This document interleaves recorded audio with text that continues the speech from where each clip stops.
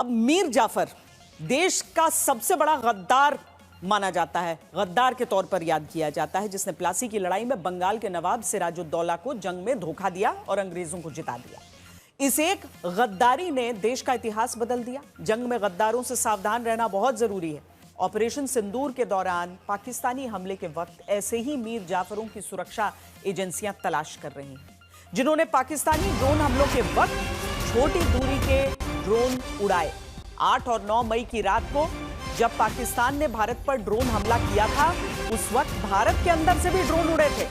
सुरक्षा एजेंसियां पाकिस्तान परस्त स्लीपर सेल्स को खोजने में जुट गई है।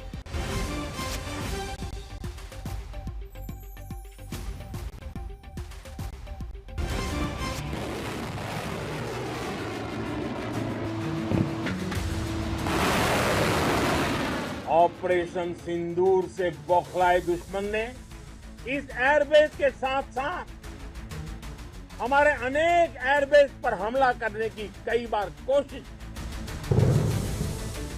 बार बार उसने हमें टारगेट किया।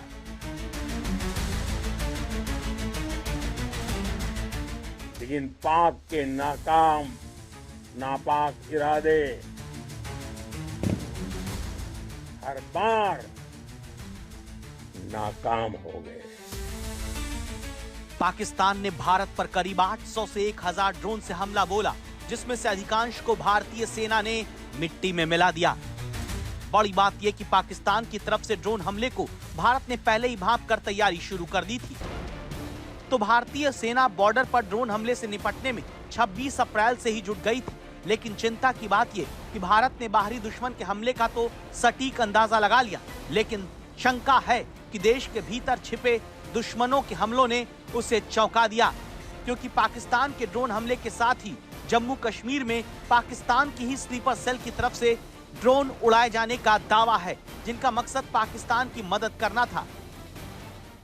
ऑपरेशन सिंदूर के बाद पाकिस्तान ने 7 और 8 मई की रात को जम्मू कश्मीर से लेकर राजस्थान और गुजरात तक भारत के 40 से ज़्यादा महत्वपूर्ण शहरों पर सैकड़ों ड्रोन उड़ाए, जिन्हें वायुसेना और सेना ने पूरी तरह से नाकाम कर दिया। इसमें से ज़्यादातर ड्रोन चीन और तुर्की के बने हुए थे।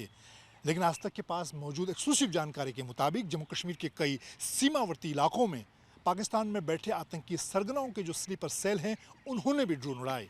इसके पीछे उनका मकसद लोगों में भय पैदा करना था। अब खुफिया एजेंसियां इस बात की जांच कर रही हैं कि इन स्लीपर सेल ने कब ये ड्रोन खरीदे और किस नेटवर्क के जरिए इस ड्रोन खरीदे गए। तो जिस वक्त सरहद पार से पाकिस्तान हमले कर रहा था, ठीक उसी वक्त भारत के अंदर से भी उसके स्लीपर सेल क्या पाकिस्तान को फायदा पहुंचाने के लिए छोटे और कम दूरी के ड्रोन उड़ा रहे थे। पहली नजर में भले ही आपको लगे कि छोटे ड्रोन से पाकिस्तानी स्लीपर सेल भारत के भीतर क्या ही कर लेते, लेकिन जंग के हालात में छोटे ड्रोन की अपनी अहमियत है, जिससे बड़े हमले को अंजाम दिया जा सकता है।